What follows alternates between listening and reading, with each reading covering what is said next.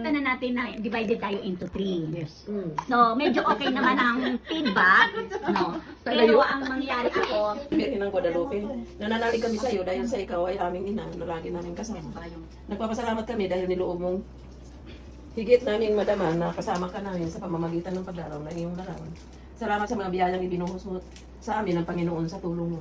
Pinagsisisihan namin ng mga pagkakataong hindi namin pinansin ang iyong larawan at nilimot namin ikaw ay aming kasama. Dahil nais namin... Good afternoon po. Paabot na po yun. Okay, thank you po. Aming nabangkaan, bilang tanda ng pagmamahal at pagmamalasakit sa amin. At sa lahat ng mga anak, ikaw ay lagi kasama namin. Subalit sa araw na ito, ang iyong larawan ay magiging paalala sa amin na magpasalamat sa mga biyayang tanggap na sa iyong mahal na anak. Patulong mo. Sa buhay at ibahagi. Sa araw na ito, tayo'y nagkakatipon-tipon. Hilingin natin sa Panginoon na ipadama niya sa atin ang sila. Lamp unto my feet and the light unto my path.